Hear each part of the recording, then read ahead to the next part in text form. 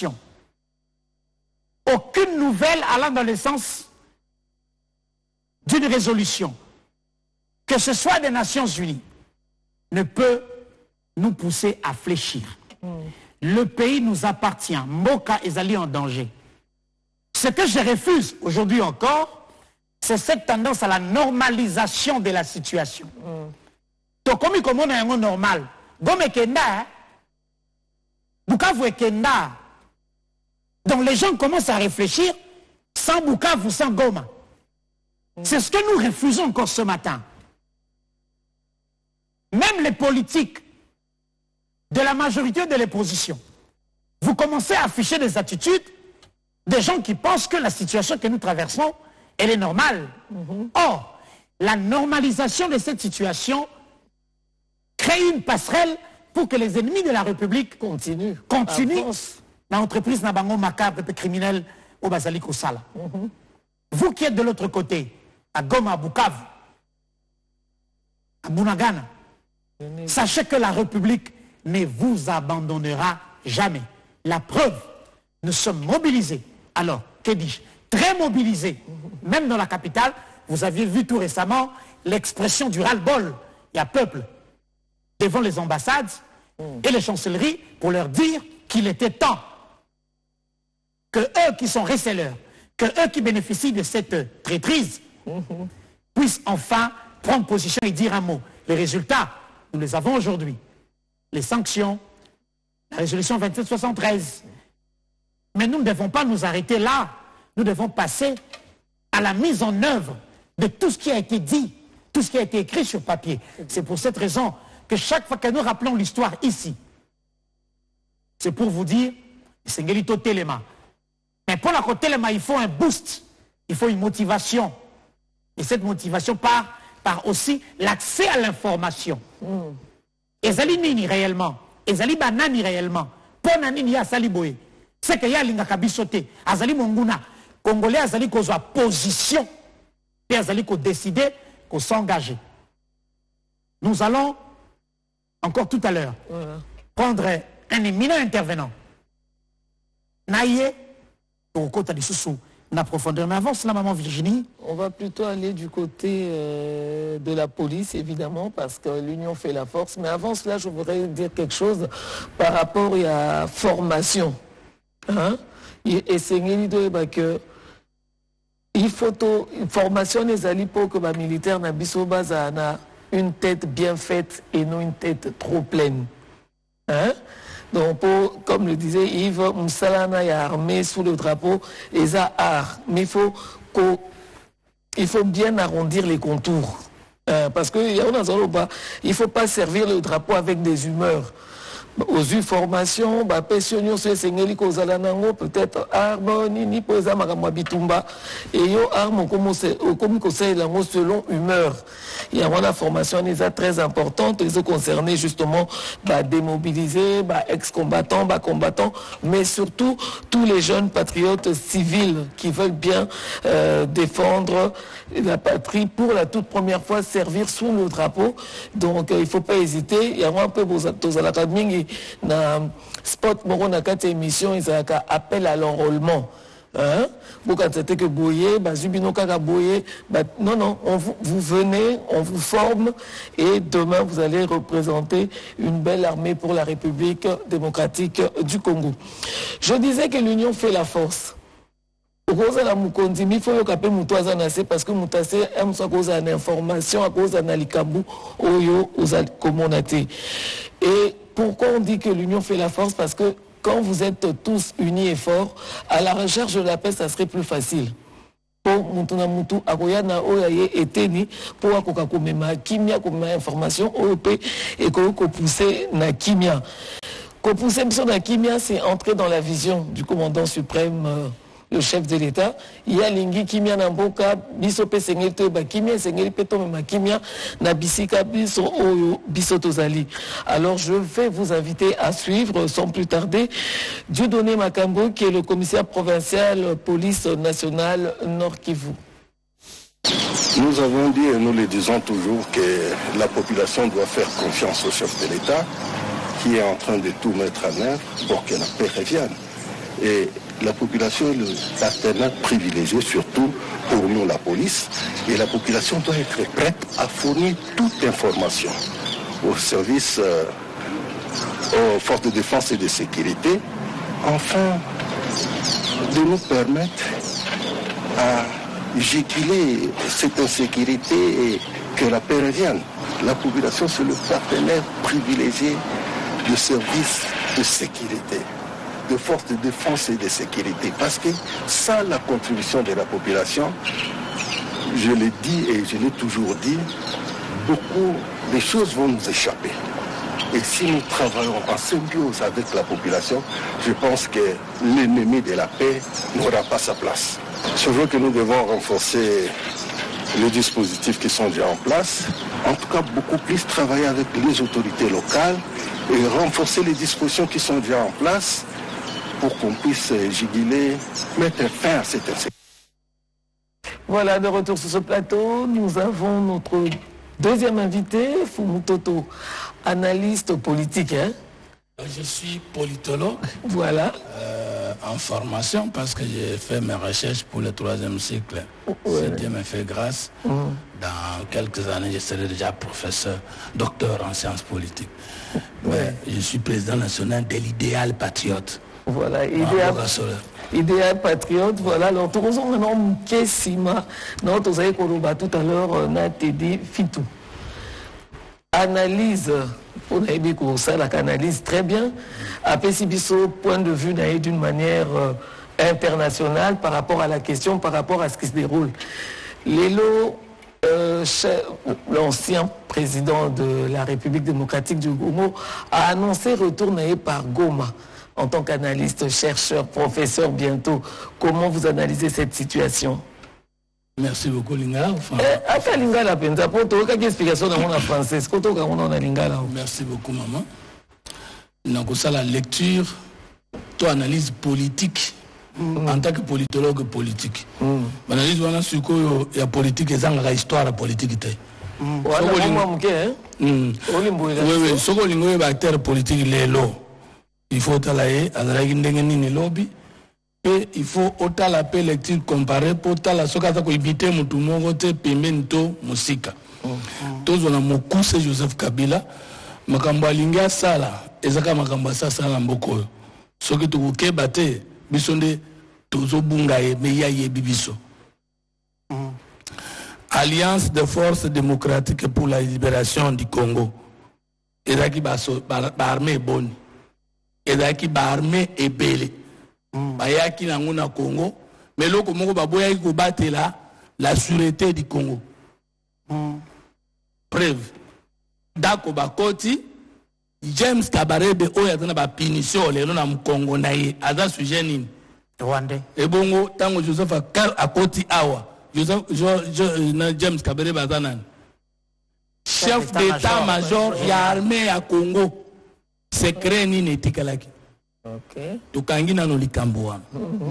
Joseph Kabila tango akoti azalaki déjà ndeko alekaki liboso alobaki yango clairement ete azalaki moko na babundi na Rwanda pona kobundela kolongola moto za kuna na bokonzi na bango kuna. Tango akoti awa iye na bandeko wana bazalaki bambanda to baninga. Comment okoki kobunda? Parce que rébellion avant de signer l'accord à Mineno ya l'Union africaine et consort, Mikolo jamais n'était membre d'une structure internationale à cause de soutenir la rébellion. Mais tant que un pays a coquille côté là, moi l'amboka oyazo bundisa bokonze pa na bango. Mais tango à côté lié et ça accord que ceux qui ba comme na mboka na bango, ba futi yondengo sungaki bango, bango ba kambi mboka na bango. Et là koni ne sala ki ke Joseph Kabila na tata na eba kota na ba paya, bazwa bango, pa pesa bango secret d'état. Et secret d'état ngo nini? Eza armée. Or na mboka ndeza boy. Soka armée na bino eza infiltré. Sécurité n'a bien infiltré, police n'a bien infiltré, souveraineté quoi. Parce que domaine ya liboso ya souveraineté et ça reconnaissance internationale na armée. Ce qui yango ezate mi balé ata bodana mbongo ndenge nini. Ata bodana conscience ndenge nini e ko simba te. Ukangi wana. Ya mi balé Moussa Salina Batouana ka 4 ans. Babomiye. Mais avant Babomaye, à lobby, AFDL, na yaki nango. Mais Togo San Loko Moko, comme tu sais que du père à lobby na bango. Oui, biso to bundisa ki non violence. Yo yena minduki. Mobutu akei. Mais senga facture na ba pays nyonso yaki na yo to futa bango. Comme ça to tika biso moko. Bayokaki? Oyebi na tango wana ba pekisa biso ko benga mutu étranger et puis balobi ba kozala 4 pour citoyens village d'origine exacte province exacte la nationalité congolaise to bozala makambo te. Allez. Baye. Moussa lobi conglomérat d'aventuriers d'opportunistes. Babomiye. Mais tango babomiye moto akitani Moussa eza Joseph Kabila. Mais yé Moussa babomela qui est na 4 ans. Mais il y a ça qui 18 à Babomélite. Ça nous dit quelque chose. Mon papa, moi, vous êtes il là, tu es évité. Mais mituna, iyo ki okufi. Moi, na kitani yo, mais procès no mon animal amte. Alors to bandi. AFDEL, ba RCD, KML, KS, KT, KANIN. Donc on te kolobawa. Yango eboti CNDP na 2009. Mais tant que sali yango na 2009, pourquoi Kabila a poni kokota par parti oriental? Qu'est-ce que c'est kabomba ki makambo na ezali kuna? Tokomona ngone nga bombi. Tango siko ya diriger mukolo ya suka ya zo na pouvoir, batuni na moninga na bino journaliste.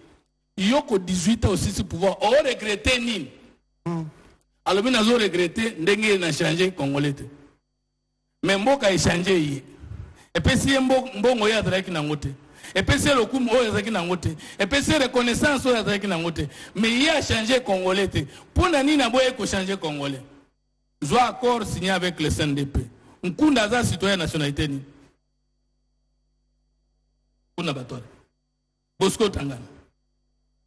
Maintenant, Nani Kabila a signé accord il y a CNDP. Donc, il y a un article 12.8 où il a signé na bango. Alobi na bango boye. Nkunda yo zali Rwandais. Ntagana yo zali Rwandais. Boye analyse ya ba soda na bino nyos. Une rébellion, d'après lui, mais ils en armée, ils en police na yango. Bapesa bango tout grade bango moko bapesi bango balingi. Dans l'article 12.8, il y a accord signé entre le CNDP et le gouvernement de Kabila le 23 mars 2009. Le président de la République honoraire Obasanjo a tout dit est-ce que Raymond Tchiban a signé accord oyo. Pourtant l'article 218 de la Constitution 217 pour na bato bakota en armée puis bazwa ba grade et ça na procédure. On dit même que ba grade ya ba soda na ba militaire ya ba policier et sengeli et tenir compte ya ba aptitude physique peut et tenir compte de la représentativité nationale. Pendant que na kati ya mboka ba 5 poto na ba généraux photo ba ke ya bandundu eza autant ya kasa eza autant ya sankuru eza autant pour qu'armée kenene côté mon côté pour armée nationale. Exactement. Yandimi et question ya armée et koki ko la traiter même le chef de l'état et mon côté parce que ezali question bon somi en moko nazolo bango penza que ezali premier attribut à souveraineté d'un peuple armé parce que avec votre armée vous pouvez balkaniser un état donc vous avez armée à Makasi boko kabola mboka musubo zueteni et comme boka mbale so vous avez armée à Makasi au moni Crimée et là on permettre Poutine à annexer parti one. Et ça armé non malgré communauté dans les autres ezoboya comme dans la force azuyango Kabila yé na liste wana atali qui donne le grade kanisa mutu pour comme général dans une armée normale moins de 5 ans d'études et ça facilité moins de 5 ans d'expérience donc depuis Mukolo Bandi recrue ti yo comme soda ya général pété à Souka le lieutenant général, au coquille jamais qu'on a moins de 10 ans. Ou bien, au temps qui maintenant, ordre de bataille, il faut la qui s'abat exploit nini yo sali na fonction ba pesio pour yo kende ko mériter pété à sous en armée mais mukolo wana CNDP aye na liste pe aponi ba pété c'est-à-dire Yves Abdallah lieutenant général Kabila ko kakolate a kolongolate. Vous prenez seulement cet aspect. Kabila n'était pas tout en état président depuis qu'en train de préparer quelque chose après lui. Logique aspect. Il y a un soda. Comment vendre une armée nabiso et comme vertiste mais il y a article qui lancé recensement. Il y a mutaye que Mobutu atiki soda na 1997. Ce article qui soda na 40 ans. Tant que Kabila zolongwa 18 après. Plus 20 ans, 4 ans, 22 ans. Les militaires que Mobutu avait laissés à 40 ans. Alors, on a plus de 66 ans. Exactement. Mais alors que moyenne d'âge, pour nous relonger la moto armée en Amérique, est à 45 à 50. Comment a-t-il accepté que Basoda a Koutaki, Patik à la Bongo, mais tu sais que les lois civils, il y a tous les Basoda, c'est parce que moto a l'armée des mers, mais les militaires véhus. Voilà. Même Minduki et Kolaka. C'est-à-dire Minduki, il y a génération 10 ans passé. Pourquoi Kabila, État un militaire, n'a-t-il pas protégé la sûreté du pays? Lui qui avait suffisamment de connaissances dans le secteur. Voilà. Et lui qui a fait 18 ans, pourquoi n'a-t-il pas protégé l'armée? Pourquoi n'a-t-il pas combattu l'infiltration? Chose étonnante. Dans la Sisi Kopé Sabango Bongo, Oyebi Kabila, l'article 13, a créé même un ministère Mosusu. Zali, Koto ministère de la Défense, Zali, Koto ministère de la Sécurité, Zali, mais il a créé un ministère Moko Tampa Pesa, Nabandeko, CNDP. Les autres Zoyoka Sango, non, FDLR, Bakota qui awa. Mais Tango Bassi, ça accord en 2009. Si M23 est Kobima en 2013, pour nous revendiquer même accord. Vous ne découvrez pas que le commandement à Nord Kivu na Sud Kivu et puis ça qui na bango. Pour nani na tango wana bango basira na kinaba FDLR ko bango bazara kuna. Pour nani Tshisekedi qui va venir 10 ans après bakoya ko tourner que ce FDLR alors que vous-même vous avez déjà conquis les Nord Kivu, les Sud Kivu bien accord. Et que vous pouvez régler ça. Et non pas beaucoup na bango. Oko tuna bango question. OK, tango bokota ki na Nord Kivu, na Sud Kivu na Bukavu. Ba mona ka FDLR bona uluka. Baza siko na Nord Kivu na Sud Kivu bamondi bango prétexte ya lokuta siko tala siko ndenge koyaka Kabila tanga siso sala bongo eloko akosala ezali brassage na mixage mais batu ba comprendre kango bien te brassage akotala côté ya Bemba pour ezaka mo différence mixage akosala côté ya batu nyonso baza na poche ya Rwanda différence nango ezani. Ceux qui balobi ba brassa armée linkoloba, oye yo ancien rebelle vient accord aux 200 militaires, ba vandi sur que bazo contre bango, mais on va faire l'étude au cas par cas. Il va Abdallah, nationalité congolaise. Ah, burundaise y était. Parce que na brassage on connaît qui fait rentrer. Voilà. Na mixage c'est la liste. Alors Kabila kosabi sur la démo wana. Brassage na mixage mais il y a Bemba ba brassage yango armée ya Bemba ezaki brassé ceux qui tokuti ba étranger na armée ya Bemba c'est que sous Bemba tata Kabila mutakosa kibango parce que l'armée de Bemba était brassée mais l'armée de tout ce qui est RCD-A, RCD-T, RCD-S ils ont été purement et simplement mixés. La différence c'est que dans le brassage on étudie les cas étude de fait nationalité expérience. Formation reçue. Formation reçue, par condition. Donc, on compte belé, mais dossier à Moutuna Moutou passe au peigne fin. Mais dans le mixage, il y a un kundana, n'enge ba pesi entrée collective ouana. Et puis là, l'article 12, article 12, point 8 et lobby, dès que CNDP a pesi liste naïe, gouvernement coca-colaté, entre-temps, CNDP a quoi ça va tourner dans l'institution politique. Entre-temps, à Koko, ça va tourner la sécurité. Donc, les aboyés Kabila a infiltré beaucoup à un niveau que tu peux pas imaginer. Maintenant, est-ce que Kozonga ya Kabila, tel qu'annoncé avec pompe, ezalité, pour que ce soit une approche à volonté collective, il y a Bissonyoso, il y a Tofanda, Tosolola, to bongisa po to batela ekolo. Maloba na yende na zo ya wana. Malobo ya zolo ba est-ce que zo maloba d'ailleurs mutu so bomba akutumaka monena maloba. Et dans l'école mon ko biso na relations internationales ba menga le behaviorisme. Les alliés de discipline mon ko et ko la comportement ba acteur nationaux internationaux à partir pas ya maloba balobi ne ma geste. C'est-à-dire que parce que l'homme a toujours tendance de cacher son message. Voilà.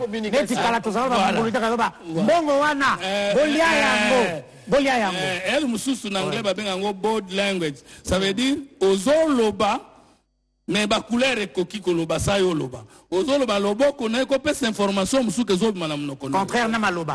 Voilà, tokoyeba bolingo ya Kabila na muke ongana na loba. Kabila oyazo kota na este. Mais tout bonne première apparition na ya lobakini CNDP et aspiration ya pep azo kendewa esika CNDP pardon AFC 123 c'est ezali aspiration ya pep première interview na ye première interview na ye sikoyo to na Kabila question OK 123 et botami na 2013 pour na ko revendiquer accord yo signaki na CNDP na 2009 et botami avant Tshisekedi aya 10 ans et ko koma eloko euti na mabe ya Tshisekedi ndenge ni parce que interview alobaki ezali mabe Tshisekedi ya salinde boti bango biso so landaki to raisonner suko logique ezali si logique ezali logique ezate so ka lobi lisusu M23 ebimi boye pour Tshisekedi a violé la constitution. OK. Les 13 parlementaires et IDPS ont lutté dans ce pays contre Mobutu 32 ans. Pendant tous les 32 ans là, Mobutu a violé la constitution. Pourquoi Tshisekedi et les autres n'ont-ils pas décidé de prendre les armes? Parce que si cause d'Ali Tshisekedi n'a violé la constitution. Mais si pourquoi quand Mobutu violait les constitutions, Tshisekedi peut retirer aussi ma mindu quitté. Pour yeba que si ka mindu kezalité, toi avec na carnet d'adresse aux Ouangoute. Troisième élément, Yemoko Joseph Kabila, lorsqu'il a régné, il a violé la constitution combien de fois? Il a nommé des magistrats vivants, il a nommé des commissaires spéciaux, et combien de la constitution place?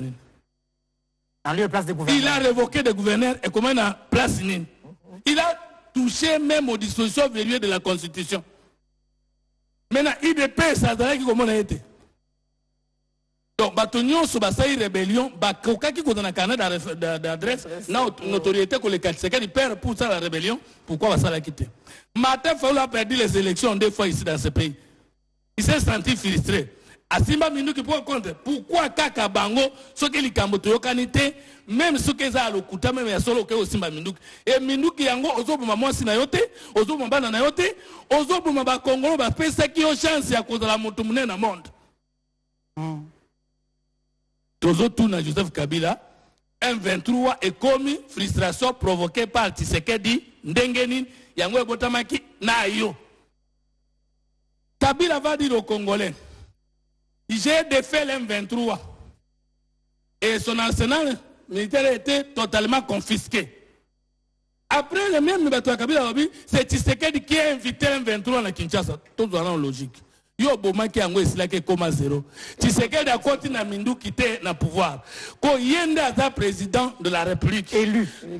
So akokende lisusu ko benga ba M23 yo bomaki. Mais yo so bomaki baza isusu te. Nana c'est pour Tshisekedi a benga bango, il faut pas exister. Or yo ni attaque bango esilaki. Alors que zalaki azui bango asala boy. Atale to ke na bango ko yokana lelo. Ba ko sala ka bo so yokani. Na zui branche moko koni. Bakoti si koto. Branche mususu bazo Uganda babombi. Dès que obeti mbata, to sengi oli popesi ete ale Uganda bi. Abengi bango Uganda bimelio. Baloba kaka toyebite. Alors maintenant, tokende na suka. Dans le second Joseph Kabila si suko sala ba discours wana. Eloko nini azoloba.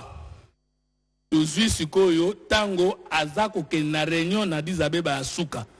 Qu'est-ce qu'il avait dit aux différents chefs d'État qui étaient là? Parce que le roi Azoloba, Azozonga na sima kokutana, n'a beaucoup de chefs d'État honoraires et de présidents en exercice, en fonction. Alors, Bina Bango, je ne vous dis pas au revoir. Je vous dis à bientôt. À bientôt. Maintenant, interview où tu connais la souka lobby, tu seras qui berrer, mais faut tozonga. Otozo tout na Joseph Kabila. Président à Kalatoko magana posa nae, soka tika ki ba entreprise autant, président Sika a bebisiang.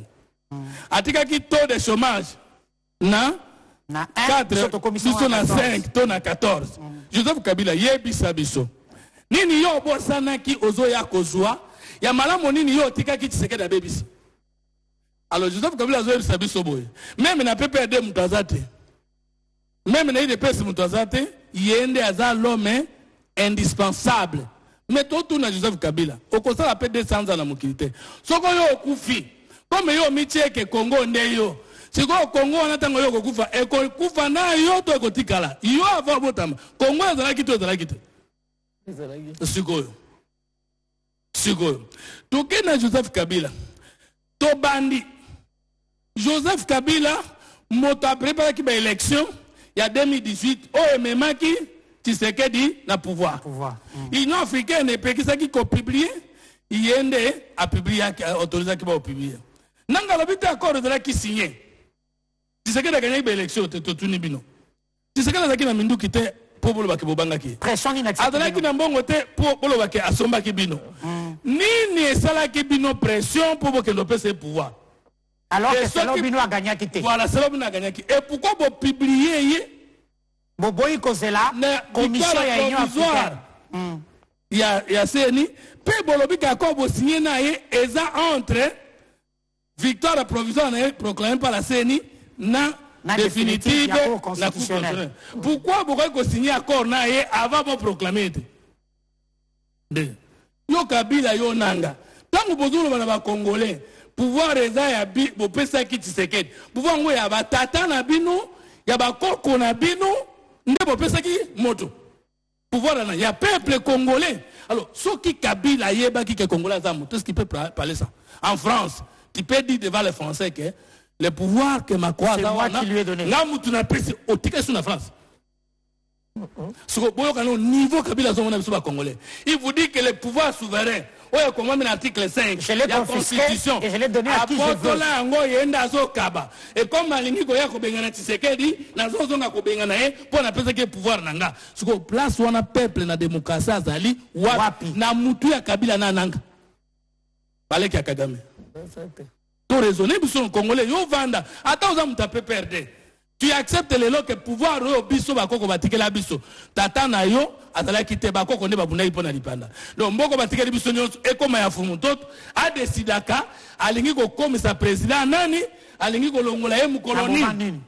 Ça c'est ce que Kabila enanga communique, mais je me pose la question ngana ntikala no komona peuple moka amnésique lokola congolais. A partir de mukolo Kabila na nanga batanga kilikambwana. On pouvait encore avoir des licenciés ba adhérer na FC. Non. On pouvait encore avoir Moutavana Kanapoto na Belgique, mais à rejoindre Nanga.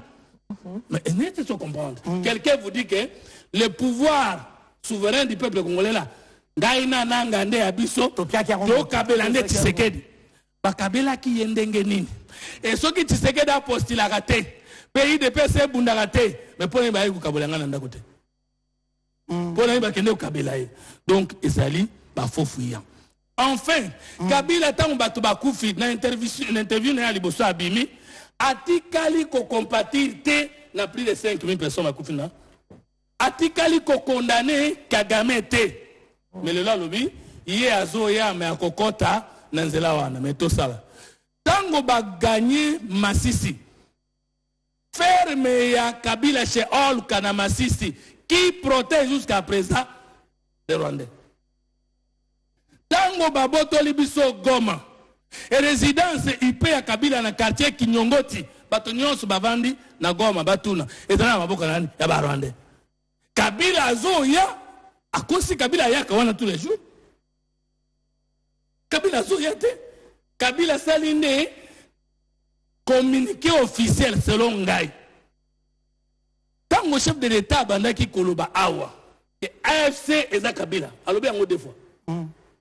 Non, situation est les sanctions est quoi na Rwanda. Nanga tanga zui na ba Rwandais. Goma na Bukavu, Kabila comprendre que monsieur ye munene Moi nati ke su nanga ye moko za liboso ezate na yende ko bimambala moko. Pour que ceux qui n'ont pas gagné guerre, c'est moi qui reviens au pouvoir. Parce qu'à cause on a le pouvoir qu'à par la force. Bon, quand ceux qui n'ont gagné, dans négociation, n'a moko na za l'enfance, nanga ya ko zelanga cop nangate. Retourne yi ya kozonga yango wana. Tango Kabila zo banabiso, il a exilé. Pour avoir fait quoi? Depuis 1 an. Non, n'a pas bien gagné. Dans le procès, c'est à l'occasion de quoi? Tu as entendu, vous avez entendu des poursuites judiciaires sur Kabila? Non. Mais il y a Kokima, même tu peux perdre Bazaliawa, Batoboni Bazana Boloko. Natango na combien d'opposants Bazala qui n'a exil? Qu'on n'a pas ce qui exil forcé, Wana. Et là, comme monsieur Akoyeba, tout est Kakobenga est ancien président. La séance politique est dans les sous. Mon temps de la ancien président était une séance politique. Mon temps de la capé ancien premier ministre c'était Babé Nabango, président de la République honoraire. Au moins, tu as compris le mot. Mon amour, on a une séance politique. Non, responsabilité, mon copain. C'est-à-dire, on demeure président pour avoir dirigé ce pays-là, mais on n'est plus président en fonction. Voilà. C'est ce que ça veut dire. Ok. Alors, exercice honoraire, ça veut dire l'État continue à te consulter, à te considérer et à te prendre en charge. Payer. Et toi, tu continues à jouir des privilèges de fonction et des juridictions. Oh, il y a qui dans l'État. Kabila le loko kangaye loko n'importe où tout à la sénateur à vie. Ils ont privilège de fonction en même temps privilège de juridiction. Oui. Alors, exercice, on a sali qu'on rappelle nos opinions. Et ça pour Congolais à Téléma. Quand Télémisa Congolais, ça veut dire Téléma. Ils allaient apporter la bonne information au Motesika Zali Ayo qui a sosoli, perdu position. Na kati ya motema na yo. Tango silisi ko kabiswa. Et c'est ngeni yu esiko Zali. Au Téléma, aux décisions tala, na ngambo ni intérêt à mboka ezali, ngambo ni intérêt à peuple ezali, ngambo ni danger existentiel ezali ko continuer ko guetter mboka na biso na lingi to silisa. Na motuna ya suka. Est-ce que na puzzle ya lelo pour sa kimia pour rétablir intégrité la sécurité et cohésion nationale interne et ont la cimenter Kabila est un pion qu'on peut utiliser? Oui et non. Oui, pourquoi? Parce que attends, c'est là qu'il y a mon ironie, mais tout là c'est là nous raisonnement fondé avant tout ça, même la conclusion m'a bien aïe. Kabila lobby, le problème c'est le président Félix. Et la solution, c'est aussi lui. Bon, toute la position n'est positive. Tu imagines qu'Azo Kanisama. Kaza de bonne foi. Il est de bonne foi. La solution, c'est qui? C'est le président Félix. Est-ce que le président Félix vous a cherché? Non. Est-ce que le président Félix vous demande de passer à temps aux autres à bien? L'idée à la Congolais nyonso.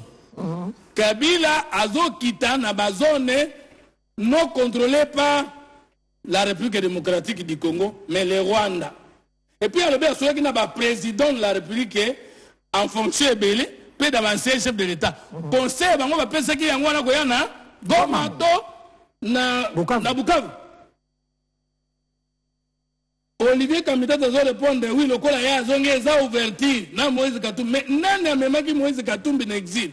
Alors qu'avec le passeport de Kalamite, non, n'a pas ça qui est passeport, ou est aussi la Yesiko. Et puis, Moukoloni, Moïse Katumbi, c'est que la Bengana qui est out. Vous voyez le problème, c'est celui-là. Maintenant, Joseph Kabila, la solution, c'est Tshisekedi. Mais comment ils ont proposé beaucoup de solutions contraires à la solution qui est Tshisekedi? Solution Tshisekedi, mais la solution avec une consultation. Na bossa ne loko moko ya munene. Oboyi koya. O PPRD po boye bake bako kende ka esika manduki ezali. PPRD a se déclaré nganaza opposition te naza résistance.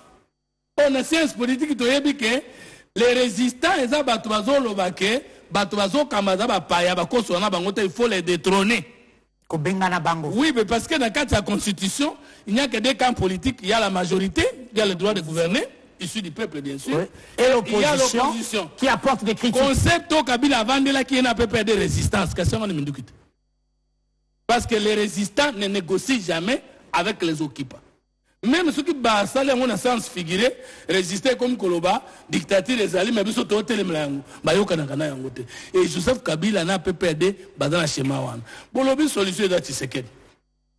Tshisekedi andimi selon la résolution 2773, il y a les Nations Unies qui ont tous les mouvements armés, commençant par le 23. Vous en avez à Doha. Si, si. Maintenant, yo ozali kolafse, oboy kokende kuna. Bon, le kolo oza kolafse te, yaka kasina Kinshasa to solo. Oboy. Donc Oboy est la première et la deuxième formule. Oboy na kosona bataminduki, oboy na kosona batamaloba. Maintenant, olobi nazo zonga na kima kimboka. Mais tu mens gratuitement dans la bengana qui on mboka. Ozo zonga wapi? Alors, soki yozo ya. Maintenant, ngayebi ki on a besoin yo kanate, oko kitana goma ndengeni. To annoncer sikoyo ke fumuto ko yona ba lié zate. Nanda ko na ya atika kuna. Mais nazo kende boloko no. D'abord na kokoma nano ndengeni. Alors, Kabila tel qu'il est là n'a aucun lien de solidarité, d'attente. Na bakonzi ya Rwanda obazo kamba na Bukavu na Goma na Kitimba na moko kuna meto sukisa. Kabila en tant que sénateur à vie. Article 4 ya loi yemoko a promulgaki. Ya ancien chef de corps, ya ancien président de la République, le président de la République honoraire et lobi nini. Président de la République honoraire et sengeli atikala tout le temps à l'écoute ya mboka. Et Sengela est disponible. Pe akoki jamais kolobali kamretali sécurité, y a l'obligation des réserves. De réserve et du patriotisme en guise de reconnaissance na oyombo ke sali congolais. Attitude à PPRD, attitude à Joseph Kabila. Bozo mona bato baza ko batela bomboka. Mais nazo tuna bino boy. Mboka oyo ya biso nyonso. Peuple a se prononcé après si Tshisekedi du premier mandat. Deuxième mandat, 73,48%. Ce qui bino bozo rêvé, attend ndoto que beaucoup qui alors institué par le peuple, par la force. Et le vôtre là sera respecté par qui? Et le Congo sera dans quel état? Moutazo Luka Bitumba, Azo Luka Koboma, moi c'est na bana na été parce que bango baba te la kabasi na bana bango ava bisoto kufa. Alors place yo zali yonde congolais telema. Oso solete. Soko Kabila koya pona koloba, motono sasala kamabe, na zongi to bongisa. Le bienvenu. Mais ceux qui baye na bitumba, lokola basi babanda, yo telema, na telema, mundu kele ki makasi lokola prise de conscience à peuple, et ça te tokolongo. Très bien. Merci d'être venu. Waouh, c'était un bel exercice patriotique, mesdames et messieurs. Je vous assure que Neto Bakiawa, on ne console pas un peuple en le rappelant constamment l'objet ou l'origine de ces douleurs. Mobiliser, populariser la guerre, c'est aussi transmettre au quotidien les bonnes informations